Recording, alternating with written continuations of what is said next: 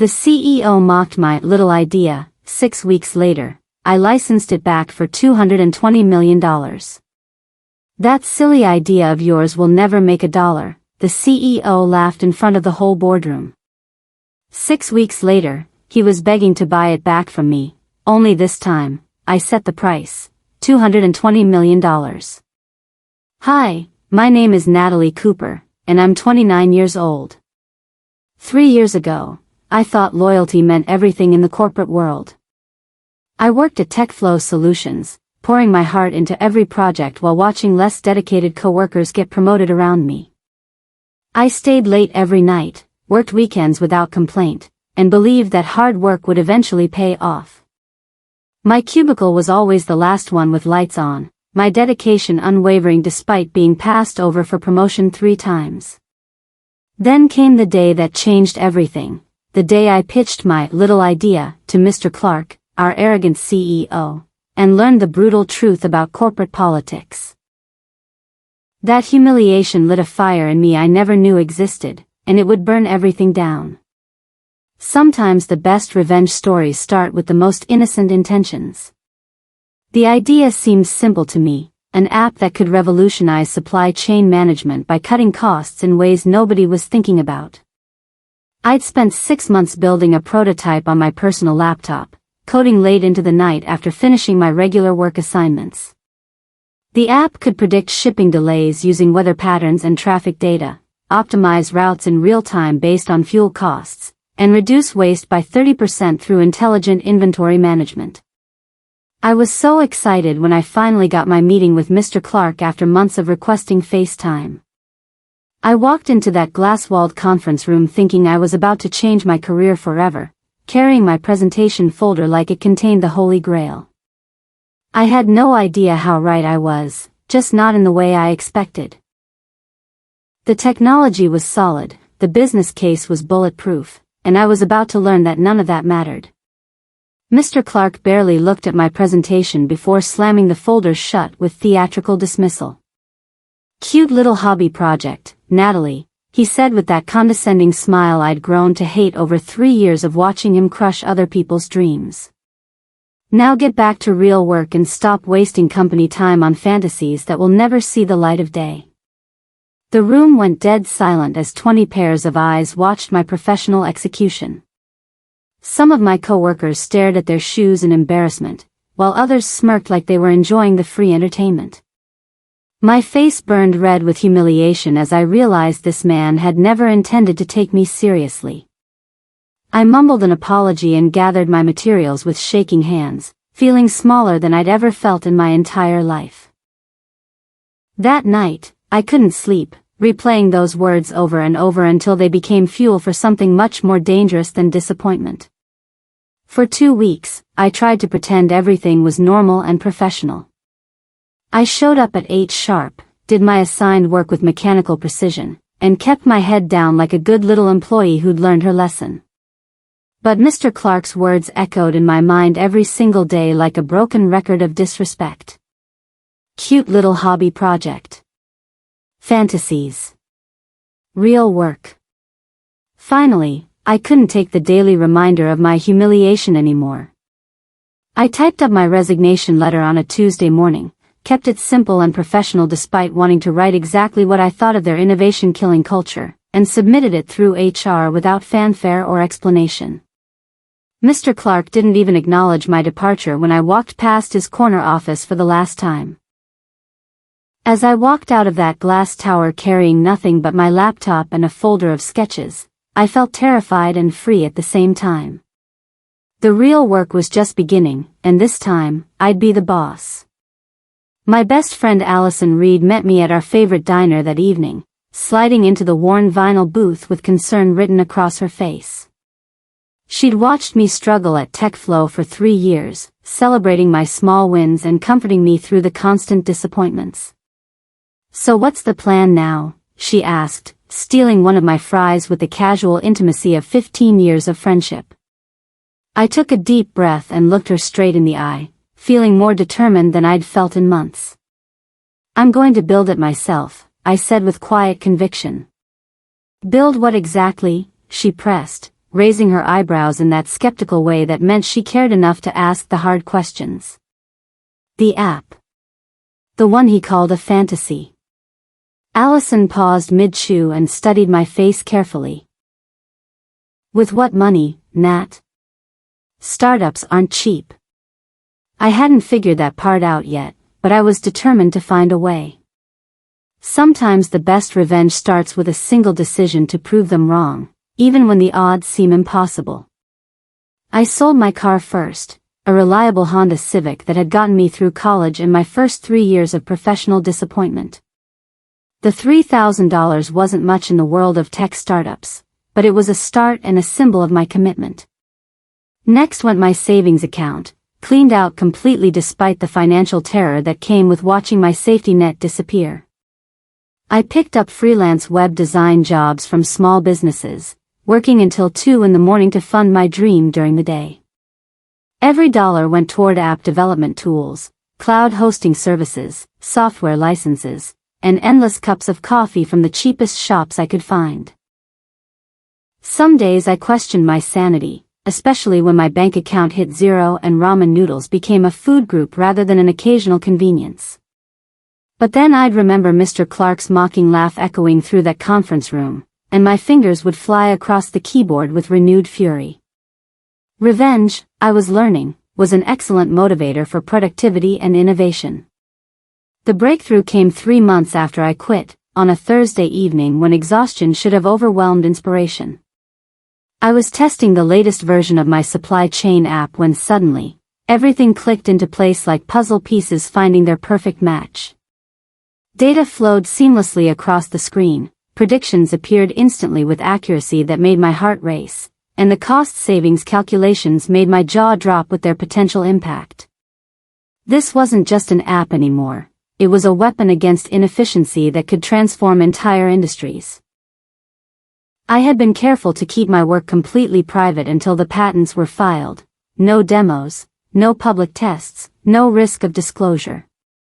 But now, with my intellectual property protected, I immediately drove across town to Chen's Shipping, a small company struggling with the same logistics problems that plagued thousands of businesses worldwide.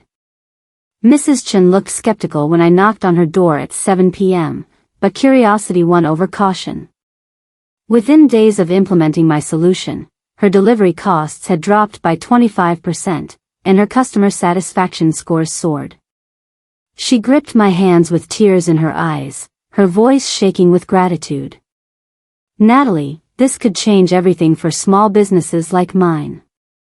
That's when I knew I wasn't just building software. I was building leverage against every person who'd ever underestimated my potential. Then disaster struck like lightning on a clear day. My laptop crashed on a Thursday morning, the blue screen of death mocking me as weeks of crucial data disappeared into digital oblivion. I sat on my apartment floor crying, surrounded by empty coffee cups and the wreckage of my dreams, thinking I'd lost everything that mattered.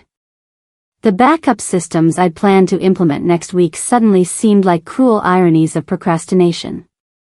That's when Allison called her friend Evan Price, a brilliant IT consultant who specialized in data recovery and digital resurrections.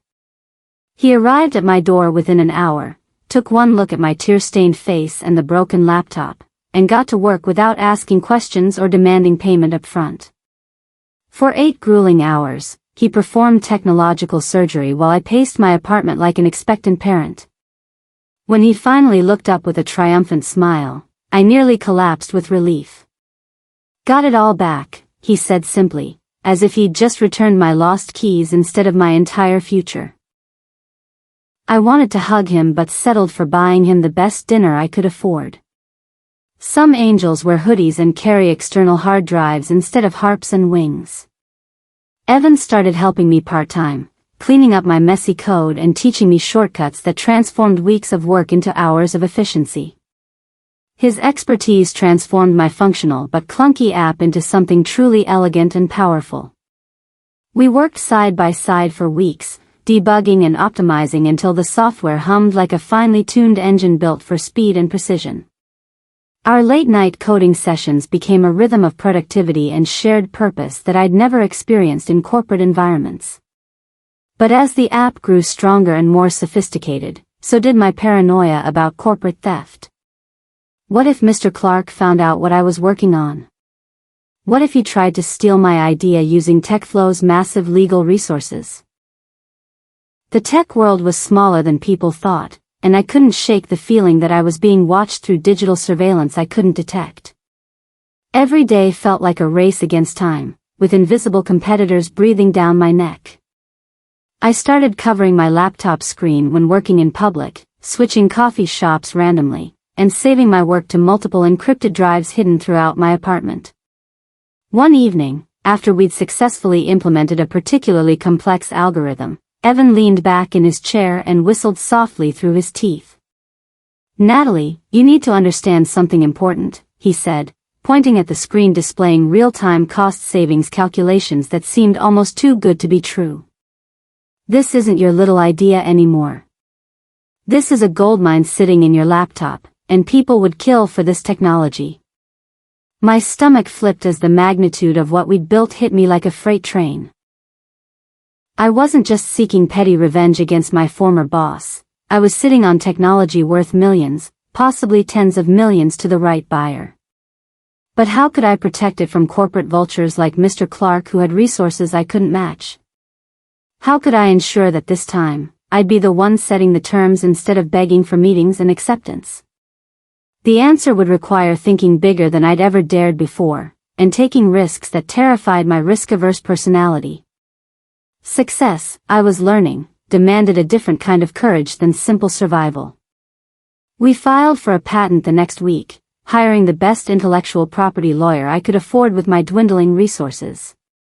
Jordan's connections helped us fast-track the application through expedited channels. A process that normally took months was compressed into weeks due to the technology's obvious commercial value and the competitive urgency in the logistics industry. My hands shook as I signed the papers, but it felt like locking my treasure in an unbreakable vault guarded by federal law. The legal fees decimated my remaining savings, but Evan convinced me it was the most important investment I'd ever make. Within days of filing, word had somehow spread through the startup ecosystem's invisible networks, and a small logistics company offered me $500,000 for exclusive licensing rights. I stared at the contract, hardly believing the numbers printed in official fonts that made everything feel surreal. $500,000 for something Mr. Clark had dismissed as worthless fantasy. Evan shook his head firmly when I reached for the pen. "Natalie, don't you dare undersell yourself again. This technology is worth 10 times that amount, maybe 20 times. He was right, but I was terrified of being greedy after years of accepting whatever scraps were offered. Then I remembered Mr. Clark's condescending smile, and greed suddenly seemed like justice wearing a business suit. I sent the company a counteroffer for $2 million, my heart pounding as I hit send.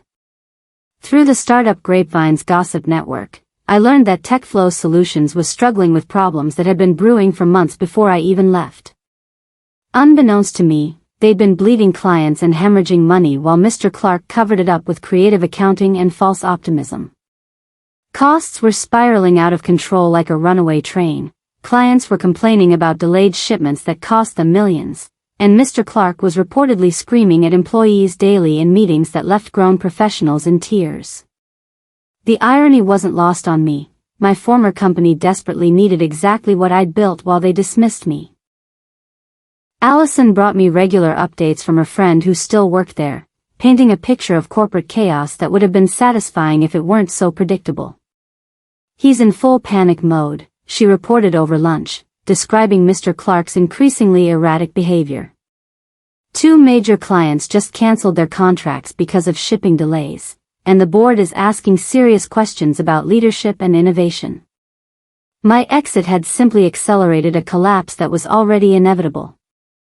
I sipped my coffee and smiled, feeling karma working faster than I'd expected. But I wasn't done serving justice yet.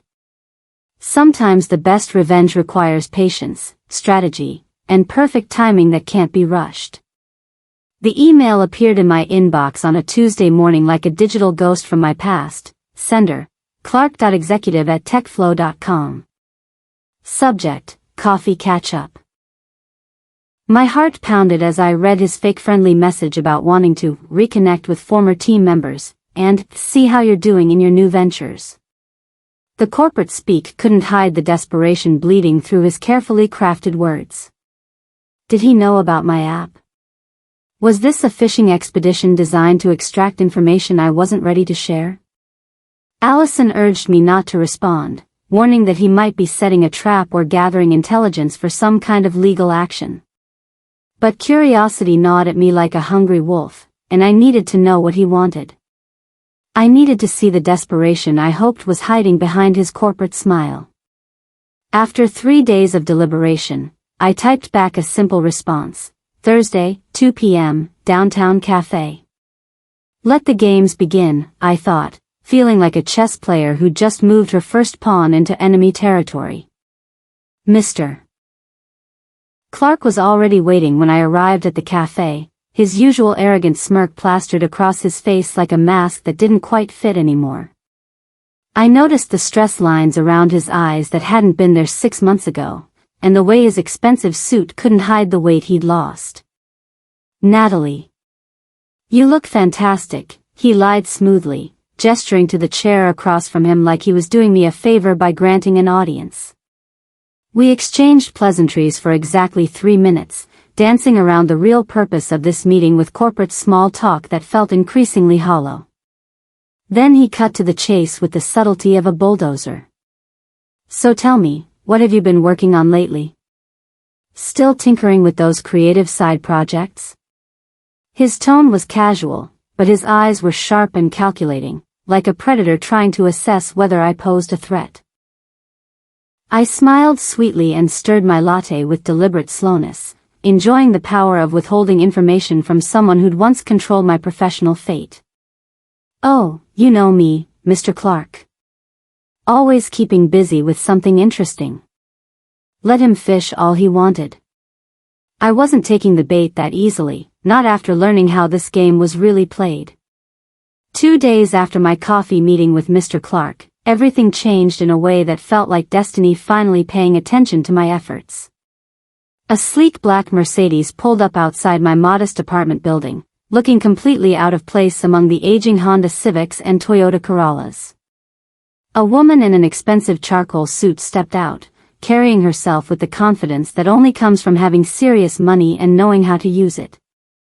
She introduced herself as Jordan Miller, a venture capitalist whose name I recognized from TechCrunch articles about billion-dollar deals and unicorn startups. I've heard whispers about your technology through some very interesting channels, she said, settling into my cramped living room like she belonged there despite the obvious mismatch between her Louboutin heels and my IKEA furniture. Show me what you've built, and don't leave out any details. My hands trembled as I opened my laptop, realizing this was either my big break or the moment someone much smarter and more connected than me would steal my life's work. Jordan's reaction to my demo told me everything I needed to know about my future, and it was brighter than I'd dared to imagine. Jordan's jaw literally dropped as I walked her through the comprehensive demo, her composure cracking like expensive porcelain hitting concrete. She watched the data flow across my screen with the intensity of someone who recognized revolutionary technology when she saw it, her eyes growing wider with each feature I revealed. Supply chain optimization, predictive analytics, cost reduction algorithms. Everything worked flawlessly under her scrutiny. Natalie, this isn't small-scale innovation, she whispered, leaning forward with the hunger of a shark who'd smelled blood in startup waters. This is industry-shifting technology that could disrupt logistics worldwide. How soon can you scale this operation? I felt like I was floating outside my body, watching my dreams finally get the recognition they deserved from someone who mattered in the world of serious business. With the right funding and team, immediately, I managed to say, trying to keep my voice steady despite feeling like I might faint from the adrenaline rush. Jordan smiled and pulled out her phone, her fingers flying across the screen. I'm making some calls to my network. We need to move fast before someone else discovers what you've built and tries to compete or copy. The validation felt better than any drug imaginable. Jordan offered me a formal term sheet the next morning after her team had worked through the night vetting my technology, my patents, and my market potential. The logistics industry was in crisis mode, and breakthrough technology like mine created the kind of urgency that made even billionaires move faster than usual. $2 million in seed funding to grow my company and protect my intellectual property from corporate predators. I stared at the documents, my hands shaking so badly I could barely hold the papers steady enough to read the numbers that seemed too large to be real. $2 million. For my little idea. For my fantasy. The same technology Mr. Clark had dismissed without a second thought was about to make me financially independent and professionally vindicated. Jordan's legal team had also fast-tracked all my paperwork at record pace, covering my legal fees retroactively and ensuring my patents were bulletproof through emergency filings. When disruption is this obvious, Jordan explained, smart money moves at light speed. I signed the documents with tears streaming down my face while Evan grinned from ear to ear like a proud parent watching his child graduate from Harvard. Told you it was a goldmine, he said, rapping me. The ground. For the first time in my adult life, I felt like a real CEO instead of someone's dismissed employee, someone with power instead of someone begging for permission to innovate. But I had no idea what storm was brewing on the horizon, or how personal this business war was about to become. Success, I was learning, painted targets on your back that attracted all kinds of dangerous attention. The news leaked faster than water through a cracked dam, spreading through Silicon Valley's gossip networks with the speed of scandal and the impact of a bomb. Someone at Jordan's firm must have talked to the wrong person at the wrong time, because within days, my former colleagues were buzzing about my startup success story on LinkedIn and industry forums. Then came the call I'd been dreading but also secretly anticipating. Mr. Clark's voice was ice-cold fury when I answered, the polite facade completely dropped in favor of raw corporate aggression. You think you can steal company intellectual property and get away with it, he snarled through the phone like a wounded animal. I'll bury you in lawsuits before you make a single dime from technology that belongs to TechFlow. I laughed, actually laughed out loud, at his desperation, surprising myself with how good it felt to hear him panic. Check the patents, Mr. Clark. They're all in my name, filed months after I left your company with clean hands. Have a wonderful day. The silence on the other end told me he knew he'd lost this round. But I also knew corporate warriors like him never accepted defeat gracefully. The real war was just beginning. But Mr. Clark wasn't finished playing dirty games with other people's lives and careers. Corporate vultures never give up easily when they smell money, and he proved that by sending recruiters to poach Evan with offers that would have tempted saints. Double his current salary, signing bonus, stock options, corner office, executive title. Everything designed to make him abandon our partnership. My heart sank when Evan told me about the offer over coffee, his face troubled as he explained the details. I couldn't compete with TechFlow's resources, and we both knew it. I was a startup founder living on ramen and venture capital. They were an established company with millions in the bank. What are you thinking? I asked, trying to keep the desperation and betrayal out of my voice. Evan was quiet for a long moment, staring into his coffee cup like it held answers to impossible questions. I won't lie, Nat. The money would change my life overnight, he said slowly. I thought about it all night. My heart started breaking until he looked up with determination I'd never seen before. But then I realized I'm not just helping you build software, I'm helping you build an empire. Stock options in your company will be worth more than their salary in 5 years. I'm not abandoning the person who's going to change the world. That's when I knew I'd found something rarer than successful technology, a true partner who believed in the mission more than the money, even when choosing the mission meant sacrifice. The first legal threat arrived on expensive letterhead that screamed old money law firm, claiming my patents were invalid because I'd allegedly developed the technology using company resources and proprietary information. My chest tightened as I read the accusations, each paragraph designed to terrify small business owners into submission. If they could prove their case, I'd lose everything: my patents, my company, my future, and my chance for revenge. The lawsuits would drain my funding faster than a punctured gas tank, leaving me broken while Mr. Clark celebrated another victory over someone who dared to challenge his authority. Jordan immediately called in her legal team, sharks in Armani suits who specialized in intellectual property warfare and had never lost a case that mattered. "Don't panic," she assured me during an emergency meeting in her glass-walled conference room. "Clark is bluffing with a weak hand. We have documentation proving you built this technology completely independently after leaving TechFlow." Still, I barely slept that night, wondering if my revenge plot was about to backfire spectacularly and leave me worse off than when I started. Legal wars were expensive, and I was learning that justice wasn't always guaranteed for those who deserved it most. The court hearing felt like a battlefield where truth and lies competed for judicial favor.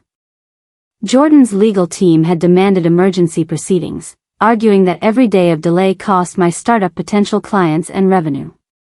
Mr. Clark's lawyers argued passionately that I'd stolen trade secrets, presenting charts and timelines designed to confuse rather than clarify. But our team methodically presented evidence like surgeons performing precise operations. Timestamps on my code showing development after my resignation, receipts for equipment I'd bought with my own money, screenshots of my personal development environment, and Evan's sworn testimony that he'd watched me build everything from scratch on my personal laptop during late-night coding sessions. The judge, recognizing the urgent commercial implications, fast-tracked the decision process. When she finally sided with us and validated my patents, I watched Mr. Clark's face turn pale in real time as his legal strategy crumbled. The gavel came down like thunder, officially declaring that my little idea belonged entirely to me. Justice had never tasted so sweet, but I knew the best was yet to come. This was just the appetizer. The main course of revenge was still being prepared in the kitchen of karma. Victory tasted even sweeter when TechFlow's biggest client reached out to me directly through channels that bypassed Mr. Clark entirely. Morrison Industries had heard about my technology through industry connections and wanted to license it immediately for their global supply chain operations. They didn't care about my former employer's opinions or legal threats. They cared about saving millions of dollars on shipping costs and gaining competitive advantages that my software provided. I signed the licensing deal for $3 million, my hands steady this time as I wrote my signature on contracts that officially made me wealthy. For the first time, I realized I didn't need Mr. Clark or his company to succeed in any way. They needed me, and that fundamental shift in power changed everything about our relationship and my position in the industry. Other companies started calling, investors began circling, and industry publications wanted interviews. My fantasy was becoming everyone else's reality, and Mr. Clark was watching it happen from the outside like a kid with his nose pressed against a candy store window. The student had become the teacher, and class was about to begin. TechFlow's stock price started dropping like a stone thrown from a skyscraper, creating ripple effects throughout their entire corporate ecosystem. In today's hyper-connected business world, bad news travels at light speed, and corporate collapses happen faster than ever before. Clients fled to competitors who offered better technology and customer service, employees jumped ship for startups that valued innovation over politics, and industry publications ran brutal articles about their innovation crisis and leadership failures. The digital age had compressed business cycles. What used to take years now happened in weeks.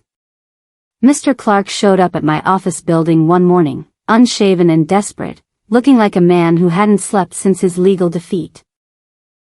Security called to ask if I wanted him removed like an unwanted solicitor, but I was curious to hear what desperation sounded like when it came from someone who'd once held all the power.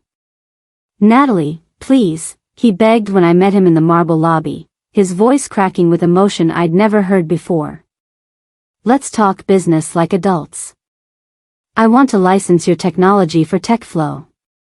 I looked at the man who'd once called my dreams fantasies, studying his defeat like a scientist examining an interesting specimen. "Now you're interested in my little idea?" I asked, savoring every word like expensive wine. The tables had turned so completely that I almost felt sorry for him. Almost. "I'll license it to you," I said slowly, watching hope flicker in his bloodshot eyes like a candle in a hurricane. "But we do this on my terms, with my lawyers, using my contracts." Mr. Clark nodded eagerly, probably expecting a reasonable business negotiation between former colleagues who could put the past behind them. He had no idea what was coming. I slid a folder across the conference table, my old conference table, in the building where he'd humiliated me in front of my peers. $220 million, I stated calmly, my voice steady as granite. A comprehensive licensing and acquisition package, $70 million up front, then structured payments over 5 years that effectively lock TechFlow into exclusive dependence on my technology. His jaw dropped so hard I thought it might hit the polished floor, his face cycling through disbelief, anger, and panic. "You can't be serious," he stammered, his corporate composure finally cracking completely. "That's more than our market cap." I leaned back in my chair, the power position this time, and smiled with the patience of someone who held all the cards. "Dead serious. You said my idea would never make $1. I'm proving you wrong in the most expensive way possible. Take it or watch your company finish collapsing without the technology that could save it." The poetic justice was so perfect it felt orchestrated by cosmic forces with a sense of humor. 6 weeks after Mr. Clark had laughed at my silly idea, in front of 20 witnesses, he signed the contract that made me richer than I'd ever dreamed possible and marked the beginning of his professional downfall. $220 million for the technology he dismissed as a worthless fantasy, a structured deal that would drain TechFlow's resources while making me financially independent. In the accelerated business world of tech startups and digital disruption, fortunes changed at breakneck speed, and my story became proof that the right innovation could transform everything overnight. The irony was poetry in motion. He paid me more than his company was worth to use the innovation he'd rejected, essentially purchasing his own humiliation at premium prices. As reporters swarmed outside my headquarters calling me the girl with the golden app and the revenge entrepreneur, I stood at my corner office window, the one he'd always occupied, and watched justice unfold in real time. Within days, TechFlow's board forced him out, citing catastrophic leadership failures and strategic miscalculations that cost shareholders hundreds of millions. His golden parachute couldn't erase the fact that his downfall was signed in the same ink as my victory. I whispered the words I'd been saving for this moment: never underestimate a woman's dreams again. The best revenge isn't just success. It's making your enemies pay for the privilege of watching you win while they lose everything they thought made them untouchable. Sometimes justice wears a business suit and charges interest on humiliation, and sometimes the dismissed employee becomes the CEO who sets the terms while the former boss becomes a cautionary tale about the price of arrogance in an industry where 6 weeks can change everything. If this story gave you chills, you're not alone. What's the boldest move you've ever made to prove someone wrong? Share your own revenge success stories in the comments. We love hearing how our community fights back against disrespect. Don't forget to like this video and subscribe for more mind-blowing stories that prove dreams really can become million-dollar realities.